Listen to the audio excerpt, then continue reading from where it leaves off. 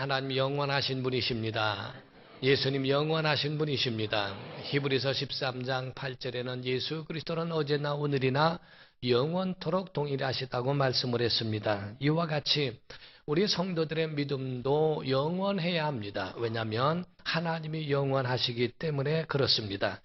우리가 천지만물이나 삼라만성도 하나님이 만드셨을 때에 하나님이 이르시되, 우리 창세기 1장만 보시더라도 하나님이 이르시되라고 하는 말씀과 그대로 되니라 라는 말씀이 11번이나 나오리만큼 이르시되 그대로 되니라, 이르시되 그대로 되니라. 이와 같이 그 말씀하신 대로 모든 천지 만물도, 해와 달과 별들도 지금도 수억만 년이 지나더라도 지금도 여전히 그 해는 뜨며 달도 뜨며 별도 뜨며 이 모든 것이 그대로 유일하게 존재하는 것처럼 우리의 믿음도 마찬가지로 구원받은 성도들의 모든 믿음도 영원하며 그 영원한 생명을 보존해 가야 한다는 것을 말씀을 합니다. 성도들은 신앙이나 모든 삶에도 한 가지 정말 중요한 것이 있으니 꾸준한 것이 필요합니다. 우리의 믿음도 여전하고 요동함이 없어야 해요. 굴곡이 심하고 그 마음에 높낮이가 많은 사람들은 신앙생활하기가 어렵습니다. 아침에는 기분이 좋았다가 저녁에는 한순간에 작은 일로 지금까지 왔었던 좋은 기분들을 한순간에 몰락을 가져오고, 또 어느 순간에는 또 다시 기분이 좋아지고 하는 그러한 높낮이가 심한 사람들은 삶이나 신앙생활에도 마이너스가 되는 경우가 너무나 많습니다. 우리의 신앙생활이나 삶 속에는 한 길 인생, 정말 한 가지만 바라보고 갈 수 있는 그 인생, 우리가 많은 유혹이 다가오고 한다 할지라도 그런 유혹에 의하여 우로나 좌로나 치우치지 말아야 하는 것을 말씀하고 있어요. 운동선수들이 어려움 당하고 있고 하는 것은 근육을 풀어주고 근육을 늘려서, 그래서 자기의 안 쓰는 근육들을 깨우는 것은, 그것은 잘못된 것이 아니라 하나의 자기 자신을 만들어가는 과정이요, 또한 그것이 자기를 자라게 하는 그 과정이라는 것을 보게 됩니다. 등반에 성공한 사람에게 이야기를 들었습니다. 어떻게 산을 오를 수 있었는가? 어떻게 그렇게 산에 오를 수 있었는지 비결이 뭔가? 그 말에 대한 인터뷰의 대답은 아주 간단했습니다. 한 걸음 한 걸음 가다 보니까 포기하지 않고 가니 정상에 이르더라. 우리가 정상에 오른다고 하는 것도 한 걸음 한 걸음이 모여서 우리 그것이 다 모여졌을 때에 정상에 오르게 되더라는 이야기를 하게 됩니다. 샘을 파더라도 잠시 파는 게 아니라 깊게 팜으로 인해서, 그래서 그 속에 지하수에 있는 물을 먹고 마시며 할 수 있는 보람을 느끼게 하는 것처럼 우리의 모든 삶 속에서도 자기의 가지고 있는 전문성을 위하여 얼마만큼 계속 한 길을 파가면서 그 길을 가야 하는지를 이야기하고 있습니다. 어떤 사람이 가난한 형편 때문에 중학교밖에 나오지 못했는데 그가 하고 싶은 것이 주방장의 일, 요리사였다는 겁니다. 그래서 어린 나이에 나가서 요리를 배우기 시작하고 얼마나 노력을 했던지 하루에 감자를 자기의 몸무게 2배 정도의 그 감자를 계속해서 깐 것이, 하루에도 그렇게 한 것이 얼마나 많은 세월을 그랬는지 모른다고 그래요. 그러나 그 길을 계속적으로 가더니 결국에는 나라의 세계적인 요리사 대회에서 5번이나 금메달을 딸 수 있을 정도의 큰 보람을 안게 되었다라고 이야기합니다. 작은 것이나 사람들이 바라볼 때 별것 아닌 것 같다 할지라도 자기 일에, 행복한 일에 그와 같이 열정을 내다보면 자기에게 그 길의 전문가가 될 뿐만 아니라 이와 같은 정상에 이르는 보람도 얻게 된다는 것을 이야기합니다. 세상에 어떤 것도 단기간 내에 되어지는 것이 없습니다. 모든 것은 다 그 길에 다 하나에 대한 그 노력에 의한 것이지 단기간 내에 된다고 하는 기대는 잃어버려야 하는 겁니다. 우리가 추사 선생이 있습니다. 붓글씨를 얼마나 잘 쓰는지 모르죠. 그러나 처음서부터 잘 쓰는 사람은 아무도 없다는 거예요. 그분의 해고록과 그분에 대한 이야기를 들어보게 되면 그분은 벼루 위에 그 먹을 갈구하는 그 벼루 위에 10개나 구멍이 날 정도, 그리고 또 붓은 수천 개를 아주 다 달아서 없어질 정도로 그렇게 많은 노력과 그 끝이 바로 이와 같이 명필로 만들었다는 이야기를 합니다. 우리가 보게 되더라도 춘향에 대한 이야기를 우리가 모르는 사람이 한국 사람이라면 모르는 사람이 없을 겁니다. 그도 자기의 정조를 지켜서 한낱 기생의 몸이지만은 한 사람 이몽룡을 생각하는 그 마음이 그 속에 간절하더니 바로 이와 같이 그에 대한 그 이름도 널리 사람들에게 이름이 불려지기도 하지 않습니까? 사랑하는 성도 여러분, 우리 신년이 왔을 때에 여러분에게 각오되어지는 것은 주일 인생이 되었으면 좋겠습니다.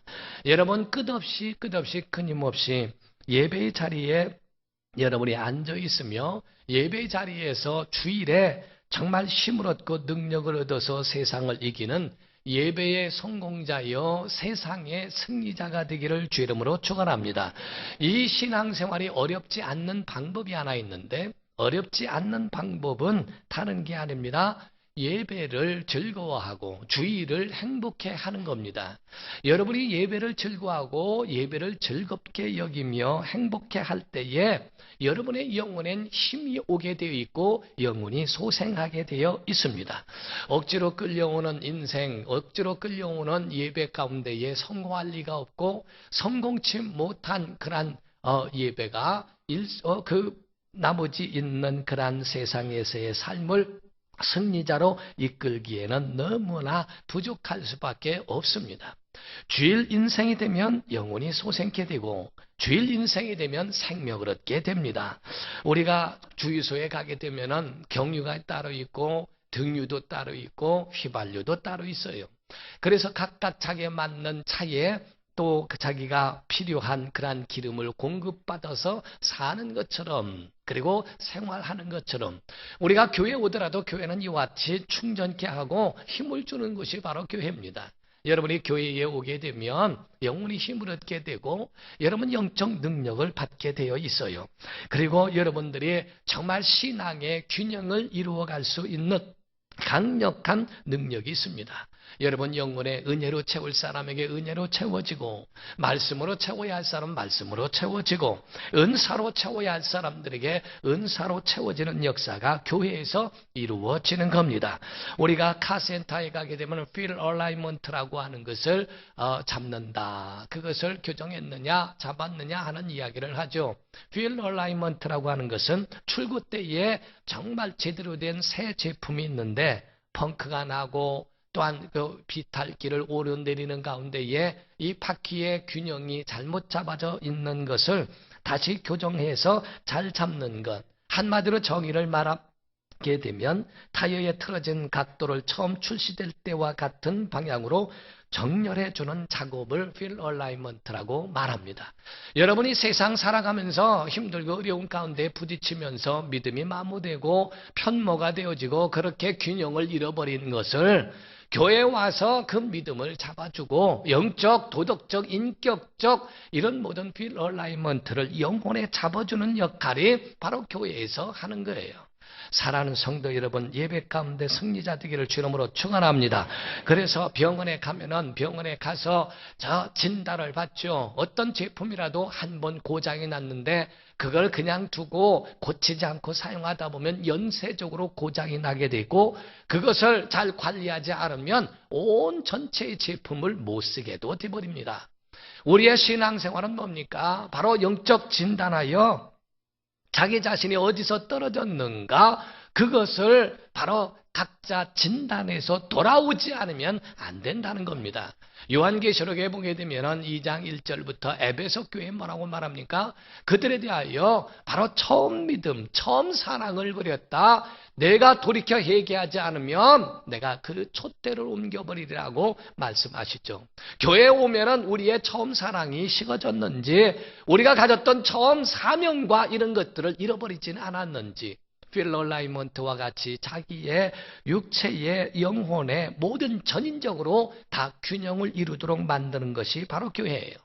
그래서 엑스레이만이 아니라 좀 더 깊은 진단이 필요할 때는 CT 촬영을 하고 MRI 촬영을 하게 됩니다. 의학적으로 보니까 정말 첨단을 겪고 있어요. 제가 볼 때 이야기를 들은 것 가운데에 참 희한한 일도 있죠. 사람이 만약에 피가 혈관이 막히기라도 하면 혈관에다가 어떤 형광물질 같은 그러한 조형에 대한 부분으로 피혈관에다가 어떤 것을 삽입하게 된다는 거죠. 온몸이 기계에 의해서 촬영하게 되면은 그 온몸에 어디서 핏줄이 막혔는지를 한 번에 보게 되어 있고, 병이 있으면은 그거를 딱 코팅을 해버린다는 거예요. 그래서 그거를 찾아내고 그거를 수술하기에 아주 용이할 수 있도록 그렇게 만드는 것이 의학에 대하여 보이지 않는 것까지도 바라보고 진단하고 처방까지 할 수 있는 그런 것까지 만들어낸다는 거죠. 교회도 마찬가지입니다. 우리가 예배하는 동안에 자기 자신을 돌아보게 되어 있고, 예배 가운데 여러분 자신을 진단하고 처방하는 역사가 있기를 주 이름으로 축원합니다. 우리가 안식일과 주일은 연관이 있지만은 차이가 있어요. 안식일도 하나님이 제정하신 겁니다. 창세기 1장에는 하나님 보시기에 좋았더라, 하나님 보시기에 좋았더라, 하나님 보시기에 심히 좋았더라 라는 말씀을 하셨지만은, 사람과 물고기와 이런 것은 복을 주셨다는 말씀을 하셨어도 나를 거룩하게 하시고 나를 복되게 하신 일은 오직 7일째 되는 안식일만 하셨습니다. 그래서 창세기 2장 1절 이하에 보면은 하나님이 그날을 안식일을 기억하여 그날을 거룩히 지키라는 출애굽기 20장의 말씀이, 왜냐하면은 그 2장에 있는 말씀, 그날을 거룩하게 하시고 그날을 복되게 하셨기 때문이라고 이야기하고 있습니다. 그래서 창세기부터 안식일에 6일 동안에는 하나님이 모든 만물을 만드셨고 7일째 하나님이 쉬셨으니 너희도 쉼을 얻으면서 창조하신 하나님을 기억하고 기념하라는 겁니다. 하나님이 너희를 어떻게 복을 주셨고 어떻게 은혜를 베푸셨는지에 대하여 말씀을 합니다. 1장에는 복이 땅의 복이요, 2장에 있는 7일째 되는 안식일에 주신 복은 거룩하게 하시는 신령한 복이에요. 우리가 보면은 사라지는 땅의 복이 있고 영원한 그러한 신령한 복이 에베소서 1장 3절 이하에 말씀하고 있습니다. 신령한 복은 없어지지 않고 사라지지 않는 복입니다. 어느 가정에 백만장자가 있었다고 그래요. 그런데 그렇게 유복한 가정이고 사랑이 많은 사람인데 아이가 없었다는 겁니다. 자녀들을 너무 정말 갖고 싶지만은 그러나 아직까지는 없는 가운데 있어서, 그래서 그 고아원이나 이런 데를 자주 찾아가면서 봉사도 하고 씻겨주기도 하고 그렇게 놀아주기도 하는, 일주일에 한 번 정도는 고아원에 방문해서 내외가 그렇게 지내기도 했대요. 어느 날에는 그 아이들을 자기 집으로 초청했다는 겁니다. 백만장자이고 굉장히 부자이기 때문에 많은 아이들을 수용할 수 있으니까 선물도 잔뜩 사다 놨다는 겁니다. 그리고 아이들에게 돌아갈 때는 한 가지씩 가지고 가라. 너희가 원하는 것, 장난감도 좋고 인형도 좋다, 고가의 그런 물품들이 많이 있습니다. 아이들에게 그 얘기를 할 때 아이들은 좋아라 하며 그 가운데 하나씩 가져가기 시작했어요. 그러나 그 백만장자의 두 내외 간에도 마음에 두고 있는 아이가 있는데 그 아이 하나만은 아무것도 가지고 가지 아니하고 그냥 멀끄러미 바라만 보고 있더라는 거죠. 그게 물었답니다. 아니 너는 왜 안 가져가니? 너도 하나 이 중에서 많으니까 가져가라. 너는 2개 가져가도 된다. 아이가 이야기합니다. 나는 싫습니다. 나는 갖고 싶은 게 없습니다. 그럼 뭐를 갖고 싶으냐? 나의 엄마 아빠가 되어주세요. 내가 원하는 건 장난감이 아니라 나는 엄마 아빠가 그립습니다. 그때 그 내외가 그 아이를 양자로 삼고 그 집안에 들였다는 거예요. 보이는 장난감이나 인형은 갖지 않았다 할지라도 아버지 어머니를 얻었을 때 그 집안에 있는 모든 것이 다 자기의 것이 아닙니까? 여러분과 저는 바로 안식일이라고 하는 것은 신령하고 거룩하고 복된 날이라, 하나님이 그 복이라고 하는 것은 생육하고 번성하고 땅에 충만한 복의 따위가 아닙니다. 사라지고 없어져 버리는 복이 아니고 영원한 신령한 복에 대하여 이야기하고 있는 겁니다. 이와 같이 유대인들은 안식일을 지킬 때에 안식일에는 일도 하지 않습니다. 음식도 끓이거나 하는 그런 걸 하지 않습니다. TV 신청도 하지 아니하고 오직 하나님 앞에서만 하려고 하는 유대인들이 약 3,500년 전경부터 지금까지 하고 있는 민족이 유대인입니다. 하나님이 그들에게 복을 주시고 그들에게 한량없는 은혜로 채워주셨는데, 이 안식일은 창조하신 일을 기억하는 거지만 주일이라고 하는 것은 창조하신 뿐만 아니라 우리를 구원하신 그분을 기억하는 것을 주일이라고 하는 겁니다. 안식일을 완성하신 날이 주일인 줄로 믿습니다. 우린 주일에 하나님 앞에 나와 예배하는 주일 인생 되기를 예수 이름으로 축원합니다. 우리가 안식일에 대하여 어떤 사람은 그걸 연구하다가 새로운 발견을 한 것은 사람의 온 신체의 리듬 자체의 밸런스가 6일 동안에 일하고 7일째 쉬는 것이 가장 적당하다는 겁니다. 어떤 혁명이 일어나고 난 다음에 노동을 8일까지 하기도 하고 이렇게 쉬기도 하고 했지만은 가장 적당한 것은 6일이라는 거예요. 8, 9일을 일하게 하고 하루를 쉬게 하고 했더니 그의 능률이 40% 하락하더라는 것을 이야기합니다. 그럼으로써 우리의 밸런스는 항상 이 6일 동안에 일하고 7일째 쉼을 얻는데, 그 쉼이 어떤 사람은 야외에 나가기고 어떤 사람은 등산도 하고 어떤 사람은 도박도 하고 자기의 유흥과 취미와 오락을 위하여 그거를 쉼으로 삼지만은 그들은 더 피곤할 뿐이에요. 하나님 앞에 나온 심령이 쉼을 얻는 겁니다. 우리가 교회 앞에 나와 하나님 앞에 예배하는 것, 참된 영혼의 평안과 쉼이 있는 줄로 믿습니다. 우리 주일 인생으로 살아가기를 예수 이름으로 축원합니다. 따라하십시오. 내 영혼아, 주일 인생으로 살아가자. 시작. 내 영혼아, 주일 인생으로 시작. 주일 인생으로 살아가. 정말 이와 같이 주일 인생으로 살아가는 믿음이 얼마나 우리에게 중요한 것인가. 어느 목사님의 간증을 들었습니다. 그 목사님은 어릴 적부터 어머니가 그 아이를 데리고 주일 성수만큼은 가장 아주 정말 철저하게 지켰다는 거예요. 어린아이가 무슨 믿음이 있어 따라왔겠어요? 어머니가 가니까 가는 거고 어머니가 가자니까 함께 가는 거죠. 비가 오나 눈이 오나 어머니는 주일로 그저 한 번도 빠지지 않으셨다는 겁니다.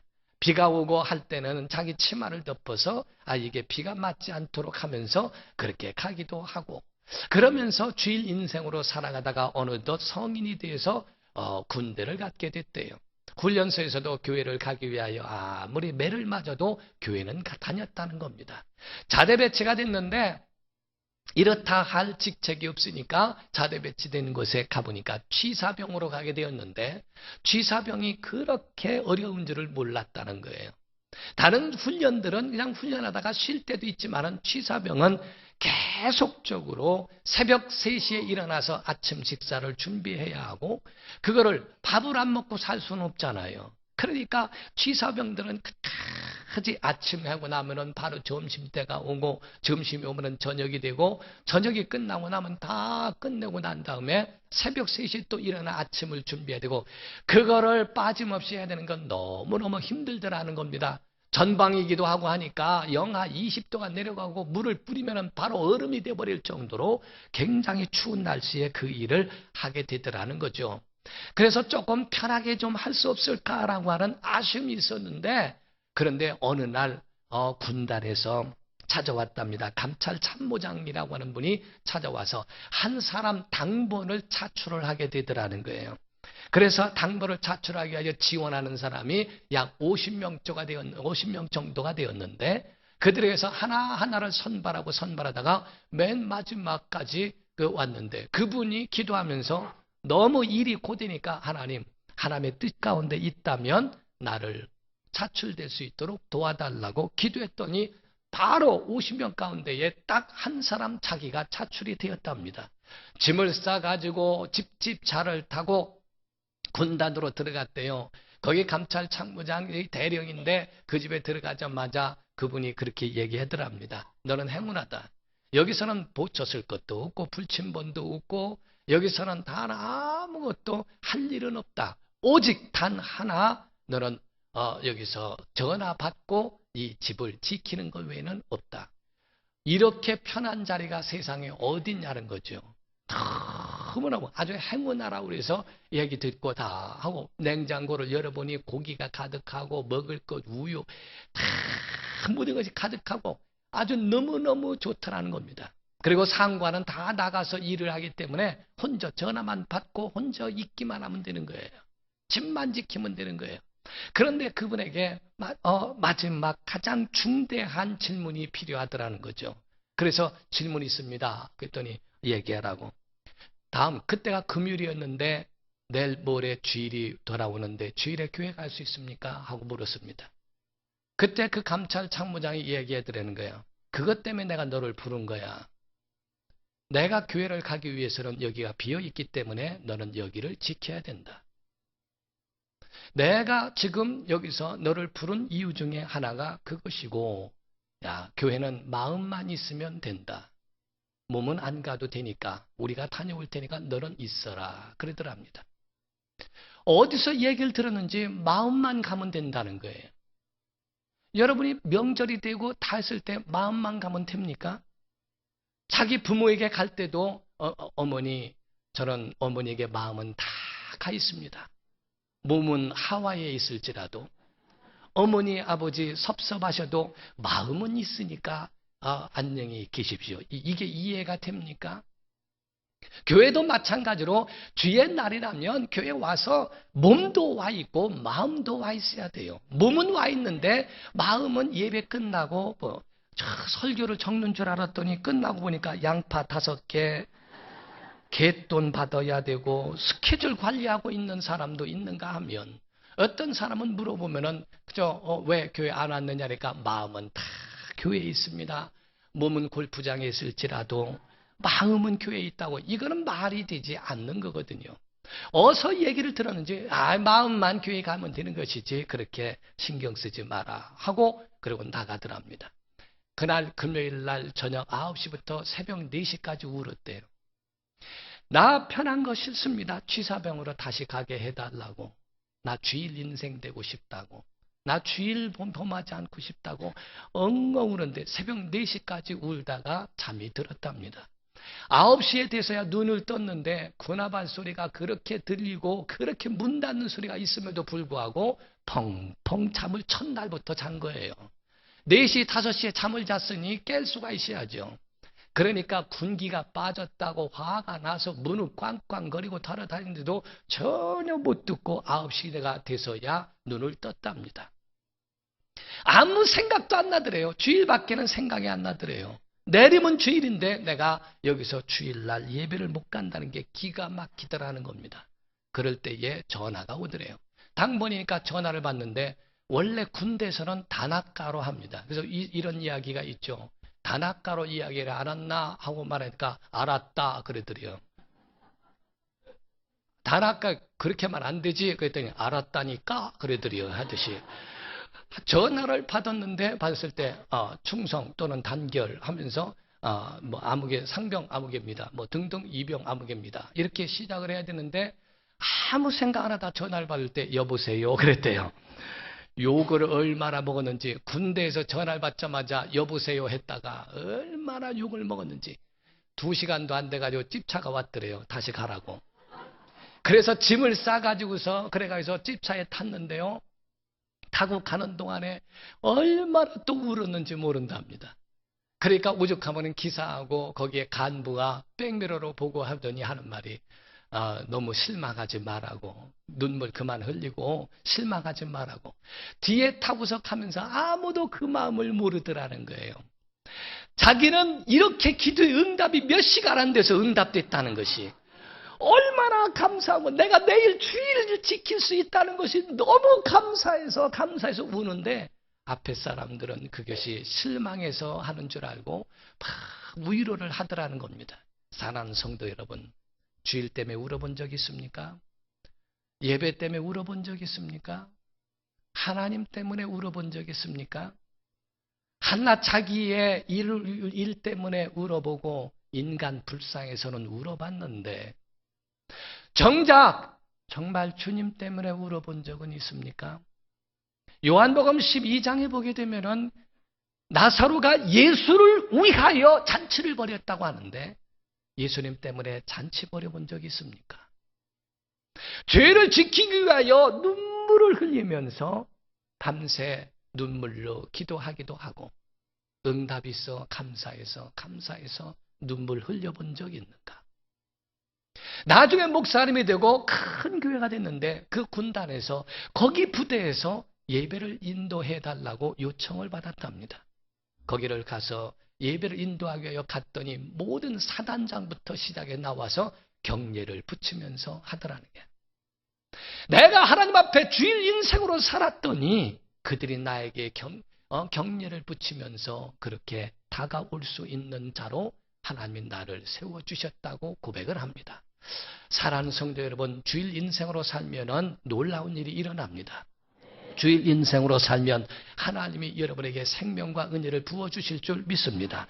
우리가 어떤 유혹이 오고 어떠한 시련이 온다 할지라도 좌로나 우로나 치우치지 아니하고 하나님의 말씀을 지켜 행하면 7절, 오늘 본문 말씀 7절 마지막 하반절에 보면 그리하면 어디로 가든지 형통하리니 이 율법책을 내 입에서 떠나지 말게 하며 주야로 그것을 묵상하여 그 안에 기록된 대로 다 지켜 행하라. 그리하면 내 길이 평탄하게 될 것이며 내가 형통하리라.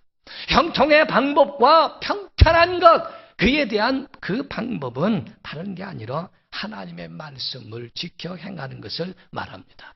우린 주의를 사모하는 사람, 주의를 사모하고 그를 지키면 하나님이 여러분을 지켜주실 줄 믿습니다. 기도하겠습니다. 이 시간에 다 같이 통성으로 기도할 때 하나님, 주일 인생 되게 하시고 주일을 사모하는 자 되게 해 주소서. 주일에 내 자리에 주님이 우리에게 부르신 그 자리에 있도록 우리의 마음과 우리의 몸이 하나님 앞에 나아가도록 도와달라고, 2016년도에도 좌로나 우로나 치우치지 아니하고 주일 인생으로 살아가게 해달라고 다 같이 통성으로 기도하겠습니다. 살아계신 하나님 아버지, 오늘도 주일에 하나님의 전에 오게 하심을 감사합니다. 복의 복을 더하여 주시고 하나님의 은혜에 은혜를 더하여 주옵소서. 우리의 영혼이 하나님을 향하게 하시며 주님을 따라가는 믿음의 사람들이 되기를 원합니다. 아버지 하나님, 우리 모두가 주일이 얼마나 소중하며 얼마나 우리에게 중요한 것인가